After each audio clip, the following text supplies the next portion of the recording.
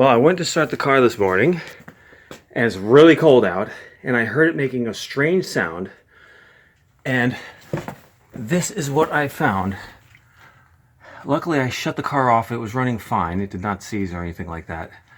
But some oil cooler or something broke, and this car is parked for the foreseeable future. So that's bad.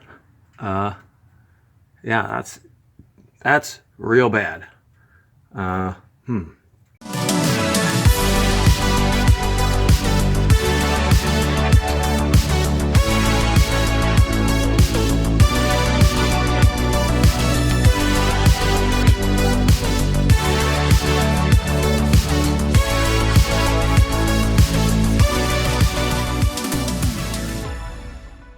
So just a brief background about what happened. So it was a very cold day, Arctic cold, New Year's Eve, and I wanted to take the car out because I like to drive the car when it's really cold outside because of two reasons. One, there are no cops around, and cops frankly don't pull you over because they don't want to get cold. And two, engines run better. They have a bit more horsepower because cold air is dense. And I've driven this car in colder weather before. So I start the car up. And first of all, it stalls a couple times, which should have been my clue to maybe just call it a day and try again when it was a little bit warm.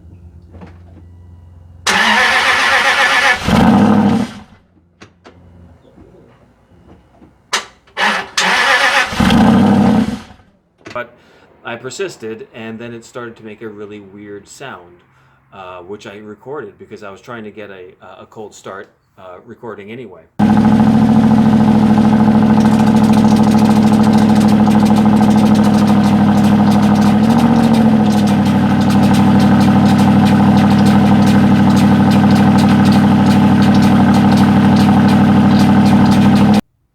So I heard the sound, and the sound wasn't going away, and I went to one side of the car, and I said, I looked, and there was nothing, and I opened up the hood, and there was nothing under the hood. The hood was, everything underneath was clean. There was no oil spraying or anything like that, and no coolant spraying.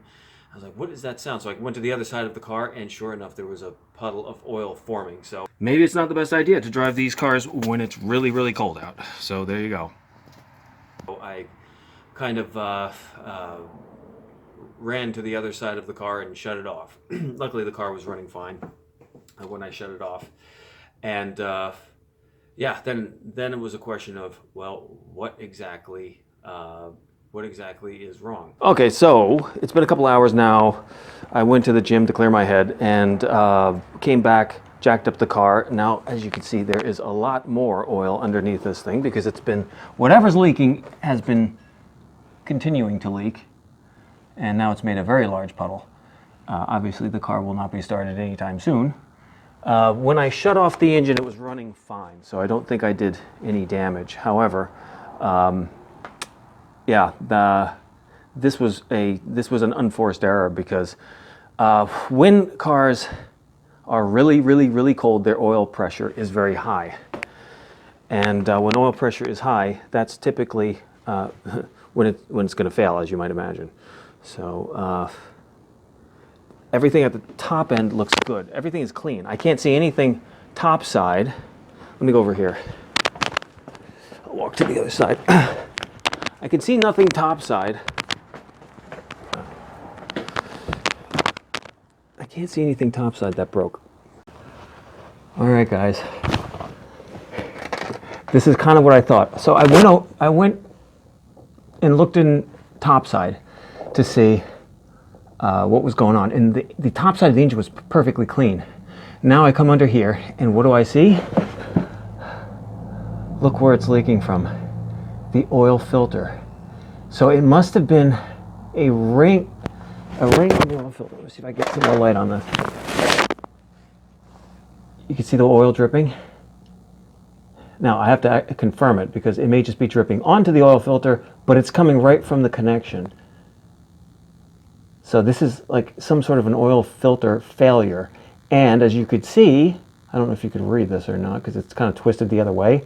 That is an Aston Martin oil filter that I paid extra for. So yeah, well, once I get that off, we'll see what exactly is wrong with it. If it's maybe just the seal that broke, or maybe there's nothing wrong with it, and it was just too cold to run today. Okay, gang, so here's the scoop. I took off the old filter, and I was able to basically take it off by hand. And you might think, well, what's wrong with that? This is what's wrong. This actually came out, which goes in there. You probably can't see that. It's probably pretty dark. But this whole ring popped out. And that was probably due, so I could actually even push it right back in there, but that was probably due to the fact that there was really, really, really high pressure when it was cold outside. But that said, it wasn't that cold. It was only 13 degrees Fahrenheit, and that shouldn't happen. So the question is whether or not it was too tight or too loose. So I was able to take it off by hand. I didn't even use the wrench. So I'm thinking that it was on too loose. And so I'm going to put the new one on. It's 3/4 of a turn, and you guys are going to be my witness that I did it right. So hang in there, and we'll be under the car in a second.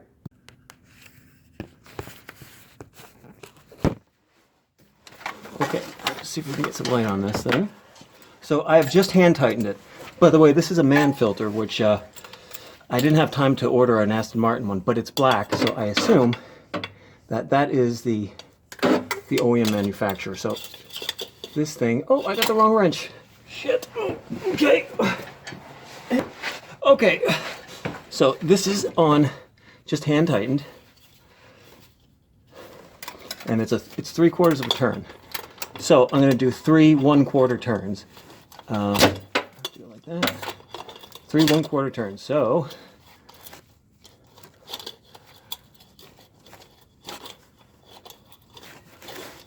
hang on. 1, 2, 3. 3 1/4 turns. Okay.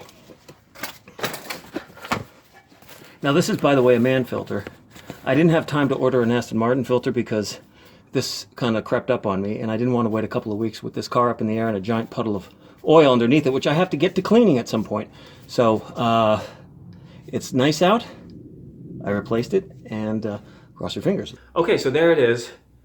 Oil's in the car, but now the real key is checking the oil. And the frustrating thing about the Vantage, being a dry sump system, you have to actually turn on the car to check how much oil it has. But I don't know how much oil fell onto the ground.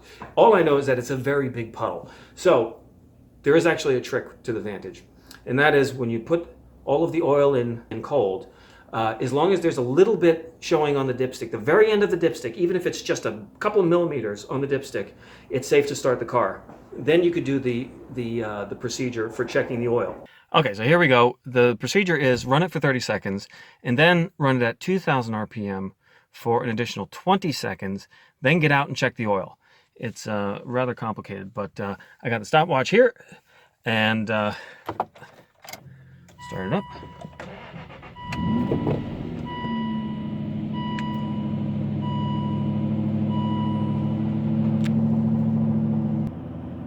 "30 seconds.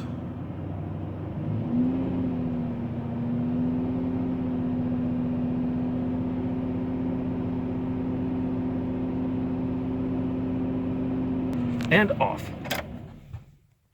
Okay, so now we'll take a look at, I'm going to try and do this with one hand with the rag over there. I'll make a bit of a mess, but I'll clean it up later. The things I do for my viewers. Here we go. All right, so it looks like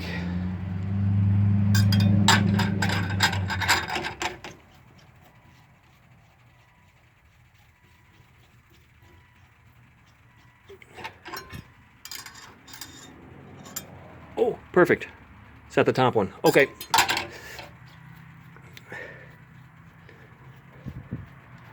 And that is how you check the oil in an Aston Martin Vantage. So there you have it. I got the car back on the road. The new oil filter is in. No oil lights. Everything's running fine. I just took the car out and for a spirited drive, and everything is looking good. and it looks like I dodged a bit of a bullet. So some takeaways from this: one, make sure you torque on your oil filter 3/4 of a turn, or whatever the manufacturer of the oil filter says, and make sure that you actually do it, because I suspect that it was probably my fault. Second is that if it's really, really cold out, and you don't have to go someplace, maybe you don't have to necessarily go out, because it was about 13 degrees Fahrenheit that day, which is really cold. Although I've driven it even colder than that, but you know, if you don't have to go out, maybe that's another takeaway. And lastly, subscribe and like, because I've got some new cars coming. And I have a new car coming, a new money pit, so I think you guys will like that. And keep the comments, comment down below. More videos are coming along soon, and stay tuned.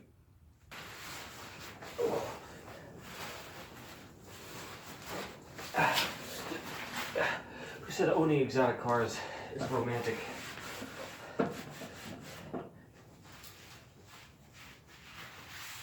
Oh yeah, this is fun. It's like the world's worst game of Twister.